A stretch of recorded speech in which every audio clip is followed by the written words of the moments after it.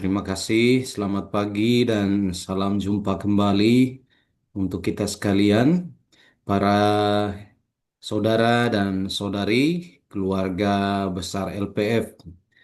Saya diminta untuk sedikit memberikan eh, apa semacam permenungan tentang salah satu devosi yang barangkali untuk kita merupakan suatu bentuk devosi yang baru gitu ya. Karena untuk saya secara pribadi, saya belum terlalu mendalami sebenarnya tentang devosi ini. Tapi di beberapa tempat saya mendengar bahwa umat secara pribadi melakukan devosi ini, ya. Di beberapa paroki ada yang sudah mulai mempromosikannya, dan saya berpikir bahwa adalah baik kalau devosi ini juga apa harus semakin dipromosikan, ya. Sebuah apa devosi yang judulnya memang apa sedikitnya membuat kita bisa langsung memahami, oh ya, ya. Untuk orang yang tahu tentang posisi dan tempat Maria dalam kekristenan pasti sudah bisa langsung menebak apa yang dimaksudkan dengan devosi ini, ya. Karena ada sebagian yang mungkin masih berada di ruang abu-abu untuk melihat siapa Maria dan apa perannya di dalam di dalam hidup kita sebagai orang-orang Kristen. Mereka pasti akan bertanya-tanya tentang devosi ini, ya. Oke, terima kasih pertama-tama karena sudah memberi kesempatan kepada saya untuk ikut melihat dan mendalami devosi ini, ya. Kemarin Bu Regina katakan ya itu coba pastor nanti melihat kira-kira seperti apa devosi ini karena rupa-rupanya Paus Fransiskus ini adalah seorang paus yang getol dia mempromosikan devosi ini dan tentu dia menghidupi devosi ini para saudara, ya. Oke.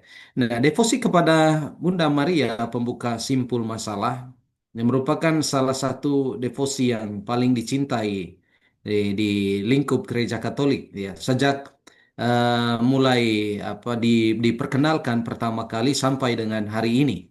Nah, terutama yang saya lihat penyebaran paling dominan itu terjadi di daerah Amerika Latin, tempat di ini, di tempat di mana Paus Fransiskus sebelumnya ini bertugas sebagai seorang imam dan kardinal di wilayah Argentina, ya. Dan Maria adalah perantara yang lemah lembut yang mengurai simpul-simpul spiritual yang kusut, ya. Yang relasi dalam hidup kita, ya, ini dia mengurai semuanya itu, ya. Ada satu seperti sebuah benang yang kusut, ya, kemudian diluruskan kembali atau dia membuka kembali simpul-simpul yang sudah simpul-simpul yang ada para saudara, ya, dari sebuah tali atau sebuah pita. Nanti saya jelaskan sedikit tentang gambar ini, ya. Ia menawarkan penyembuhan di mana ada rasa sakit dan kejelasan di mana ada kebingungan. Nah, kita sudah tahu tentang ini dan sudah punya banyak pengalaman tentang kehadiran Maria. Dalam rasa sakit yang kita alami, dia hadir untuk menemani kita, ya, dan untuk bergulat bersama dengan kita. Sehingga rasa sakit itu menjadi sebuah rahmat yang akhirnya bisa dinikmati oleh setiap kita, ya. Nah, maka kita kan datang dan meminta Maria bantu bantu saya, ya, supaya salib dan luka atau sakit yang saya alami sedikitnya bisa saya terima dan bisa saya rasakan sebagai bentuk keterlibatan saya terhadap salib Kristus, ya. Kemudian kejelasan di mana ada kebingungan, tentu saja, ya. Nah, devosi ini para saudara tidak dimulai dengan sebuah penampakan yang heboh, sama seperti penampakan-penampakan lain di Fatima, di Lourdes, ya, di Lourdes atau di apa dimanapun itu yang saat ini orang berbondong-bondong ke sana. ya. Tapi devosi ini sungguh merupakan, saya menyebutnya sebuah devosi keseharian, ya. Devosi keseharian yang dimulai karena ada persoalan keseharian, ya. Jadi bukan jadi Bunda Maria tidak menampakkan diri secara khusus kepada kelompok atau pribadi tertentu, lalu kemudian gereja menetapkan itu sebagai sebuah penampakan publik, ya. Tetapi ini merupakan satu pengalaman yang dialami oleh sepasang suami istri, ya. Nanti sejarahnya mungkin sedikit saya akan beritahu, ya.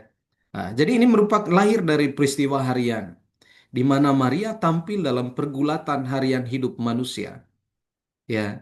Dan ini yang membuat mungkin devosi ini begitu mudah dan cepat untuk diterima, ya. Karena dia berbicara tentang pengalaman atau pergulatan harian kita, refleksi atas keterlibatan Maria dalam keseharian hidup kita, ya. Dan saya kira pengalaman keseharian pribadi yang mengalami pertolongan Maria sehingga kemudian lahirlah devosi ini, itu juga adalah pengalaman kita sekalian. Pengalaman di mana Maria itu hadir dan turut aktif dalam dalam keseharian kita, dalam rasa sakit kita, dalam kebingungan kita, ya, dalam kehidupan spiritual kita yang mulai kusut dan loyo, ya. Kemudian dalam relasi-relasi kita yang terganggu, ya, dengan Tuhan sendiri, dengan sesama dan dengan diri kita sendiri, ya. Oke. Nah, mari kita mengamati gambar ini, para saudara, ya. Ini gambar ini suatu gambar yang untuk orang yang belum paham, tapi melihat sejenak saja itu mereka bertanya-tanya apa maksudnya ini, ya.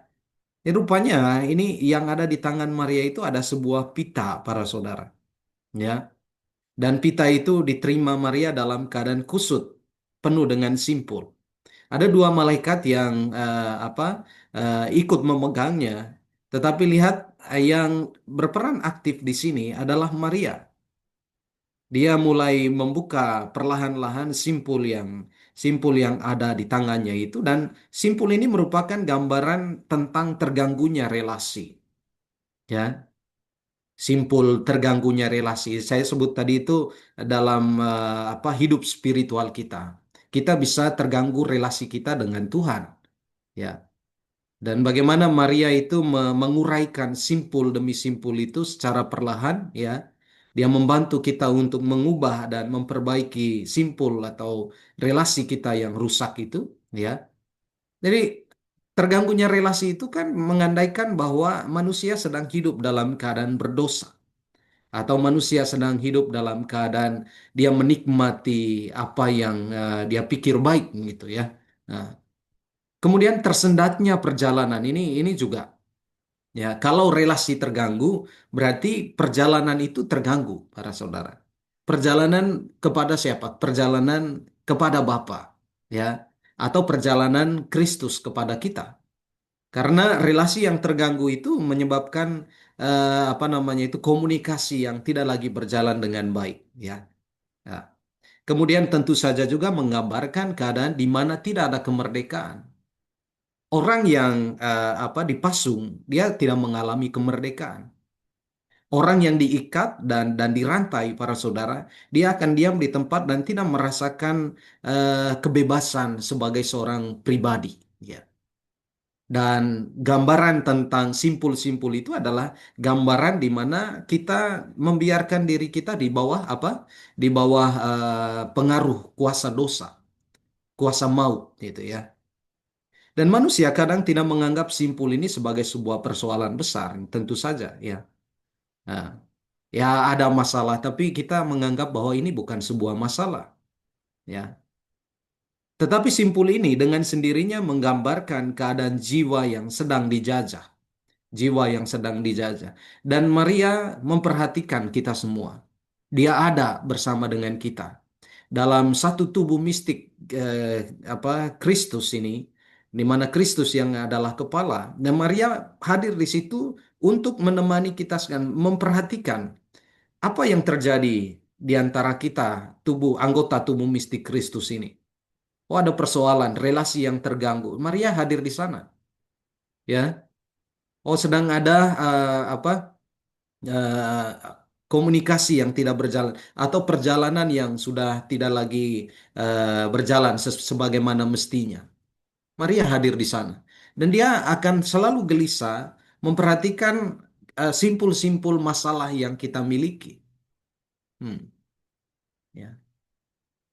Ini sejarahnya para saudara. Secara singkat ya, saya karena waktu ini tidak terlalu banyak, maka saya hanya menjelaskan secara singkat. Bermula di Jerman pada abad ke-17. Ini sudah lumayan lama. Pada tahun 1612, ada seorang bernama Wolfgang Langenmatel menghadapi krisis serius dalam pernikahannya. Ini yang saya sebut tadi itu peristiwa keseharian. Ada relasi yang sedang terganggu antara laki-laki ini dengan pasangannya. Tapi beruntung bahwa dia tidak kemudian memutuskan untuk pergi ke tempat lain. Dia mencari tempat di mana dia bisa sendiri merenungkan itu. Lalu sampai dia pada sebuah kesimpulan, saya harus datang kepada seorang imam dan menceritakan tentang ini. Maka dia bertemu dengan Pastor Jacob Rem, dia seorang imam Jesuit, ya. Nah, pastor ini dia selain memberi nasihat spiritual ya supaya bisa memperbaiki relasi dua orang ini ya, tapi dia mengajak ke si bapak ini untuk berdoa, berdevosi ya kepada Maria. Jadi ini suatu untuk saya sebagai seorang imam barangkali satu hal yang menegur saya para saudara ketika saya membaca ini dan saya melihat dia ya. Kadangkala saya pikir orang hanya butuh nasihat ya, tapi saya jarang mengajak mereka, yuk kita sama-sama berdoa sekarang ya. Atau kita datang dan berdoa di hadapan Santa Perawan Maria. Kita meminta doa Santa Perawan Maria saat ini. Kita berdoa bersama-sama ya. Lebih lebih seringnya itu meminta mereka untuk pulang ke rumah doa sendiri. Tapi si pastor ini mengajak si bapak ini selain memberi nasihat dan selain juga berdoa, tetapi uniknya pastor ini memberikan keyakinan kepada si Wolfgang ini dengan memberikan sebuah ilustrasi bagaimana Maria akan terlibat dalam persoalan si bapak ini. Ya, dia membawa sebuah tali dan membuat sebuah simpul di sana, ya. Dan di hadapan bapak ini dia katakan, kamu harus yakin, ya, bagaimana Maria akan campur tangan dalam masalahmu ini. Dan dia membuka simpul itu seperti inilah dia akan membantumu. Para saudara, setelah peristiwa perjumpaan dengan pastor ini, lalu setelah dia berdoa di hadapan Santa Perawan Maria, dan ilustrasi yang sedikitnya bisa menyentuh si bapak ini untuk sungguh-sungguh yakin akan devosi yang sedang dilakukannya ini, apa yang terjadi kemudian? Relasi mereka itu diperbaharui. Si bapak dan si ibu ini kembali hidup sebagai pasangan suami istri. Ya, jadi ini sungguh-sungguh sebuah peristiwa keseharian dalam sebuah tindakan simbolis sekaligus spiritual yang mendalam. Pastor M mengangkat pita itu ke surga dan mulai membuka setiap simpul sambil berdoa memohon kesembuhan. Nah, sambil mengurai pita itu dengan hati-hati, ia memohon Bunda Maria pembuka simpul untuk bersyafaat dan meredakan perselisihan antara suami dan istri ini. Ya, itu. Nah, ajaibnya pasangan itu berdamai. Pita yang tadinya terpilin kini halus dan utuh menjadi tanda campur tangan Maria yang lembut. Dan momen sesederhana namun penuh makna itu memicu devosi yang kelak akan menjangkau lintas abad dan lintas benua. dari dari satu hal yang sebenarnya kita anggap wah apa sih ini ya, kok sepertinya sangat sederhana dan sepele gitu, tapi rupanya ini apa yang sederhana dan sepele akan menciptakan suatu sejarah baru yang besar pada dampaknya. Untuk memperingati mujizat ini, Hieronymus Ambrosius, cucu dari Wolfgang tadi, memesan sebuah lukisan yang kini dikenal sebagai Bunda Maria Pembuka Simpul. Jadi peristiwa ini diabadikan oleh seorang pelukis ya, bernama Johann George Melchior Schittner sekitar tahun 1700. Nah, cucunya ini kemudian memesan lukisan ini. Dan kemudian lukisan ini sekarang dipajang di gereja Saint Peter Amperlach di Augsburg, di Jerman. Belum pernah saya ke sana, tapi kalau para saudara suatu ketika mau melihat lukisan ini ada di Augsburg di Jerman ya. Gambar tersebut secara visual menangkap esensi devosi tersebut. Maria melalui rahmat dan perantaran keibuannya dengan lembut mengurai kerumitan dan hambatan rohani dalam hidup kita. Ya, lukisan ini para saudara. Saudara pernah mendengar kisah saya bagaimana Santo Montfort dalam ziarah total konsekrasi kemarin itu ya, melukiskan Maria persis sama seperti ini. Maria berdiri depan pintu, ada petani yang datang dan membawa persembahan untuk raja dengan apel di atas keranjangnya. Tapi karena lamanya mereka menunggu, maka apel itu sedikit mulai rusak ya. Dan Maria intervensinya di situ, dia mengambil apel itu, meriasnya sedemikian rupa. Nah, pada waktu diberikan kepada si raja, apel itu tampak menjadi sebuah persembahan yang baru, apel yang kelihatan segar dan baru sama sekali. Di sanalah kita lihat intervensi Maria yang luar biasa. Sama, kurang lebih seperti ini, para saudara. Hanya beda beda membahasakannya.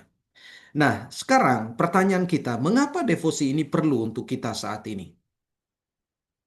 Para saudara, jawaban ya Maria kepada Allah telah melepaskan simpul dosa yang telah diikat Hawa. Kalau para saudara lihat apa yang ada di kaki Maria ini, ada seekor ular yang diinjak Maria. Kita sudah tahu bagaimana penjelasan tentang ini ya, para saudara. Kalau Hawa manusia pertama itu kan dia bekerja sama dengan ular, ya. Maka dia jatuh ke dalam dosa. Tapi Maria itu menginjak ular sebagai gambaran bahwa ular itu tidak punya daya di hadapan kesucian Maria. Ya. Nah, maka jawabannya Maria ini ikut melepaskan simpul dosa yang telah diikat oleh Hawa. Ya, jawabannya para saudara. Dan prinsip rohani yang sama ini berlaku saat ini. Melalui perantaran Maria, simpul-simpul dalam hidup kita, yakni dosa, kecanduan, perpecahan keluarga, kecemasan, itu dapat dilepaskan dengan lemah lembut. Ini persoalan-persoalan manusia sejak zaman dulu, tapi juga mendapatkan ruang yang sangat luas pada kehidupan modern saat ini. Kecanduan misalnya. Bisakah saudara bayangkan orang yang kecanduan kita bawa dan kita doakan di hadapan Bunda Maria? Tentu bisa, para saudara. Kecanduan dalam banyak hal, ya. Kecanduan obat-obatan, kecanduan seksualitas, ya, kecanduan dalam hal materi atau apapun itu, ya. Hmm. Dalam relasi yang salah. Kemudian perpecahan keluarga. Untuk saya, ya, devosi yang muncul dari pengalaman keseharian orang ini itu memberi saya keyakinan bahwa bahkan pengalaman hidup saya saat ini itu bisa terselesaikan dengan baik atas intervensi Maria. Pengalaman harian saya. Saudara bisa mempromosikan ini pada seorang yang mungkin sedang ragu akan hidupnya pada saat ini di tempat di mana saudara hidup. Kayak ajak dia untuk mendoakan ini. Ajak dia atau beri dia sedikit penjelasan tentang devosi Maria pengurai simpul masalah ini. Supaya dia punya keyakinan akan kehidupan imannya itu para saudara. Karena banyak yang sekarang sedang putus asa. Mereka yang sudah tidak lagi mau tahu tentang ini. Jadi, tapi sebenarnya mereka sedang mengalami sebuah persoalan yang berat. Nah, devosi ini berbicara kepada kondisi kita saat ini. Di masa yang penuh tekanan, masa yang penuh kehancuran dan kebingungan. Nah, Bunda Maria, Sang Pembuka Simpul, memberikan penghiburan, memberikan keteraturan dan tentu jaga harapan kepada kita. Ya. Kalau bisa menjelaskan ini dengan baik, saya kira umat itu akan lebih mudah bisa menangkap dan menerima ini, para saudara, ya, tentang esensi dari devosi ini. Karena dia mulainya dari pengalaman keseharian kita. Nah, apa hubungan devosi ini dengan Paus Fransiskus tadi ya, para saudara? Ini pada saat itu dia menemukan sebuah kartu pos yang menampilkan lukisan Maria Pembuka Simpul. Lalu tergerak karena gambar ini, ia membawa kembali salinannya ke Argentina dan mulai mempromosikan devosi tersebut. Devosi ini menjadi populer di sana di kalangan umat Katolik Argentina karena Paus Fransiskus dalam kesehariannya itu mengajak mereka untuk mendoakannya. Nah, Argentina itu setelah saya lihat dan saya baca, dia dia punya sedikit masalah yang eh, dominan terkait dengan apa itu kehidupan kehidupan bebasnya. Ya, negara Katolik tetapi orang terlalu bebas ya, bebas dalam dalam banyak hal gitu ya. Dan di sana Paus Fransiskus itu menghadapi persoalan ini ya. Dan sebagai kardinal, ia mengukir gambar Bunda Maria pada sebuah piala yang ia persembahkan sebagai hadiah kepada Paus Benediktus ke-16. Pada waktu audiensi dengan Benediktus ke-16 saat itu, dia membawa ukiran gambar Bunda Maria pembuka simpul ini dan dia menghadiahkan ini sambil menjelaskan kepada Benediktus ke-16 itu ini sekarang devosi yang sedang digemari di Argentina gitu ya. Hmm. Dan kalau kita ingat pada saat ketika COVID-19 itu ramai-ramainya para saudara, Paus Fransiskus itu mengajak kita untuk eh, mohon intervensi Maria dalam dunia yang sedang sakit itu dengan mendoakan doa ini, pengurai simpul masalah. Saya baru teringat pada waktu itu ya ada seorang teman dari Jakarta itu ikut mengajak saya untuk apa namanya itu mempromosikan tentang devos apa ini doa ini. Pastor ini bisa ajak umat untuk apa namanya untuk mendoakan COVID-19 ini dengan memohon doa Maria pengurai simpul masalah. Tapi waktu itu karena saya belum terlalu mendalam, belum terlalu melihat hal ini secara khusus, saya tidak melakukannya, para saudara. Ya, nah, pada tahun 2021, ia memimpin maraton doa yang diakhiri dengan penobatan patung Bunda Maria pembuka simpul di Taman Vatikan. Ya, nah, seraya ia berdoa memohon perantaraan Bunda Maria selama krisis global ini. Dan kita yakin bahwa terurainya COVID-19 ini secara perlahan itu juga merupakan intervensi dari Maria yang terlibat dalam sakit yang sedang dialami oleh dunia. Apakah Maria itu menutup mata terhadap situasi yang telah mengorbankan banyak jiwa dan telah membuat lumpuh banyak hal di dunia ini karena COVID-19? Tentu tidak, ya.